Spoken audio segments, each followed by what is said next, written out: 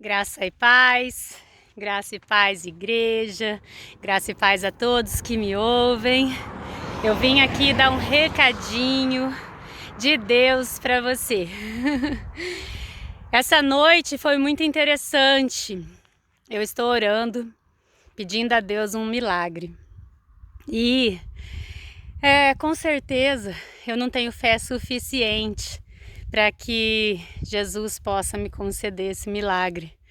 E nessa angústia de saber que a minha fé contribui ou atrapalha o milagre na minha vida, eu dormi assim. E nessa madrugada, madrugada não, eu creio que já era quase perto de eu acordar, que o sono está mais leve, eu sonhei com a palavra do pai que levou o menino que estava possesso por um espírito surdo-mudo até Jesus para que fosse expulso. E ele fala: se podes, me ajuda. E Jesus fala: se eu posso? Tudo é possível ao que crer. E aí eu acordei imediatamente e já peguei e fui meditar nessa palavra. E li em 3, 4 versões, li o texto anterior de Marcos 9, isso, né? O texto anterior que fala do Monte da Transfiguração, li o texto posterior que fala sobre quem vem primeiro, Elias, né? Que ali representa João Batista, e fiquei nessa, e aí então o Espírito começou a ministrar no meu coração e eu queria fazer um vídeo, mas não estava pronto ainda. E aí eu fui correr e no meio da corrida o Espírito continuou ministrando, e aí é o que eu quero compartilhar com vocês enquanto está aqui quentinho no meu coração, no meio do meu treino, para que você possa ser abençoado tanto quanto eu fui com essa mensagem. Vem comigo.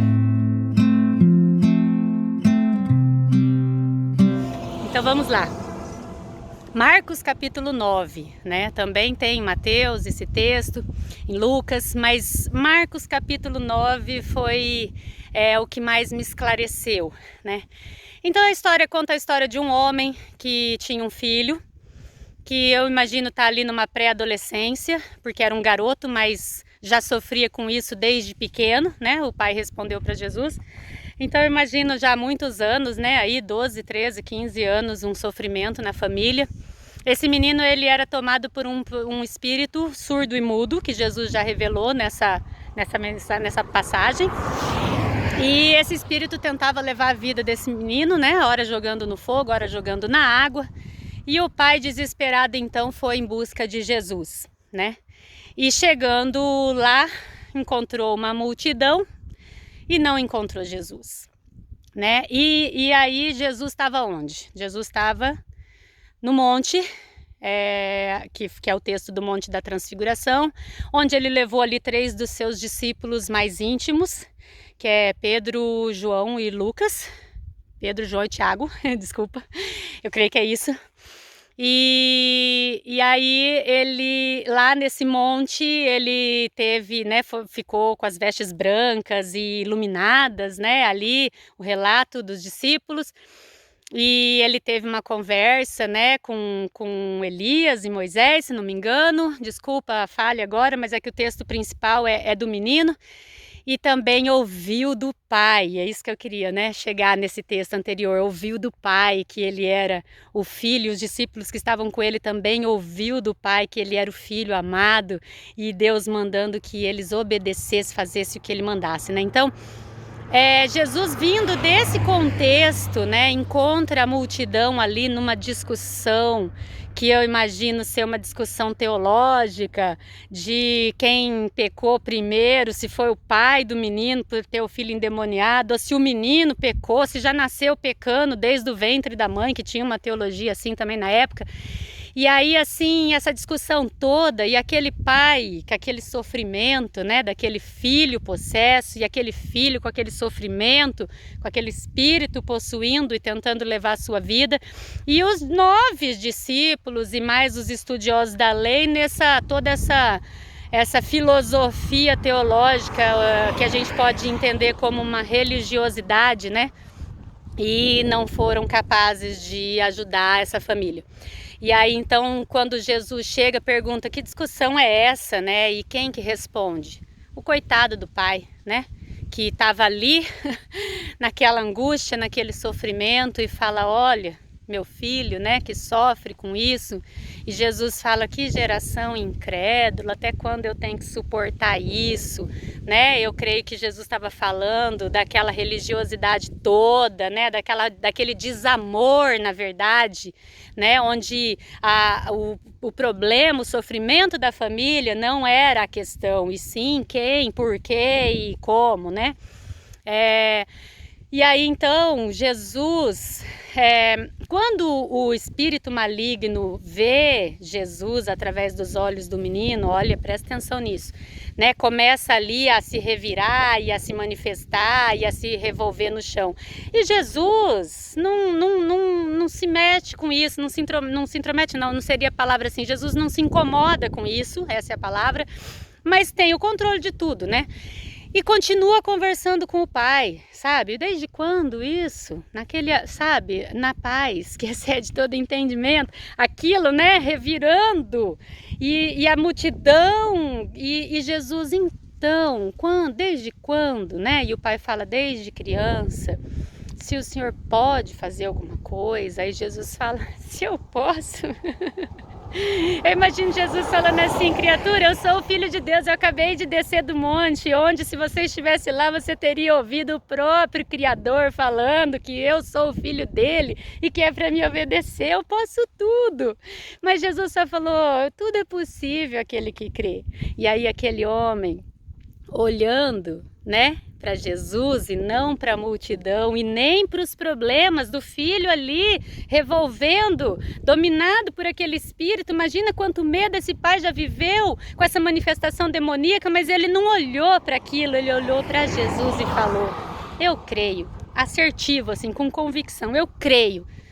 E logo eu creio que uma consciência da presença de Jesus ali tocou nele e mostrou que a fé dele é pouca e que ele carece da ajuda. Então ele, com o coração quebrantado e contrito, ele confessa, me ajuda na minha falta de fé. E isso aos gritos, né? Imagina, me ajuda na minha falta de fé, Jesus! Esse texto é muito rico, só nele a gente tem toda a mensagem de salvação, de libertação e de obediência à proclamação da palavra e de ensinamento de como fazer a vontade do Pai. É só a gente meditar nele, que nós possamos ser como esse pai que quando tem um problema na família, ele busca Jesus e quando ele encontra a teologia, a religiosidade, quando ele encontra os mestres da lei que ainda estão fundamentados na lei, quando ele encontra o desamor que infelizmente ainda encontra espaço no meio, né, dos que se dizem cristãos, ele não desiste, ele continua em busca de Jesus. E quando ele encontra, ele corre, ele se manifesta aos pés de Jesus e ele assume a sua pequenez. Que nós também possamos ser como o nosso mestre Jesus, que ao encontrar o carente, que ao encontrar o sofrido, que ao encontrar o possesso, que ao encontrar aquele que está ainda escravizado pelo Deus desse mundo, que ainda é chicoteado pelos espíritos malignos, que nós possamos ser como nosso mestre, que a gente escute, que a gente converse, que a gente ouça o que está sofrendo. Quanto tempo faz que você está sofrendo e não encontra o amor suficiente em alguém que possa te ouvir?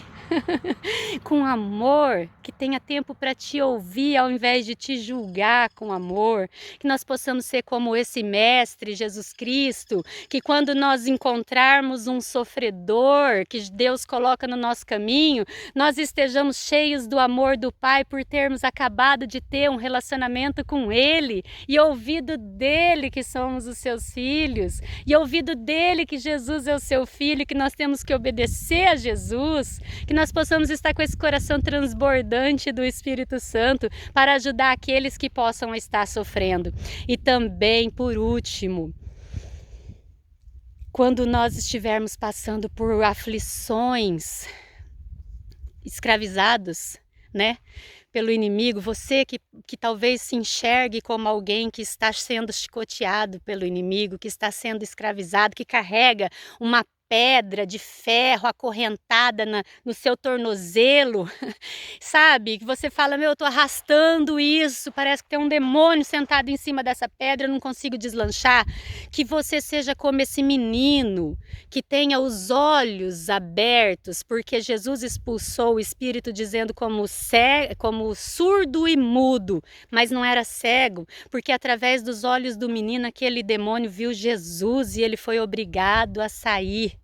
Ele foi obrigado a sair. E quando esse menino ficou liberto, ele ficou como morto no chão. Ele ficou como morto, mas ele ficou quietinho, ele não tinha forças. Se você estiver se sentindo dessa forma, que você não tem forças, não esperneie, não grite, não esbraveje, fica quietinho, olhando para Jesus, quietinho, até sentir o toque das suas mãos, e aí então ele te ajuda a ficar em pé. Aí sim, quando você sentir o toque das mãos de Jesus, você fica em pé, porque existe, a libertação chegou para você, a cura chegou para você. Essa palavra é muito rica.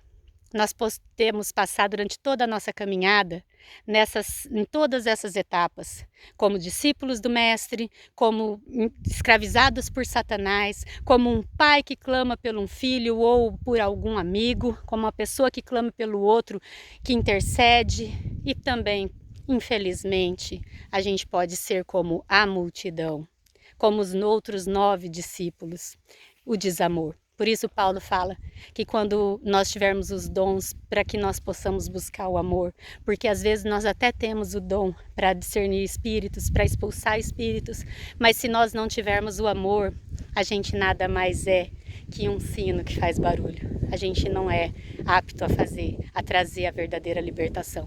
Que nós possamos estar olhando para Jesus sempre, o autor e consumador da nossa fé. Jesus, ajuda-nos na nossa pouca fé, porque o Senhor é o autor e consumador da nossa fé, e o justo viverá pela fé.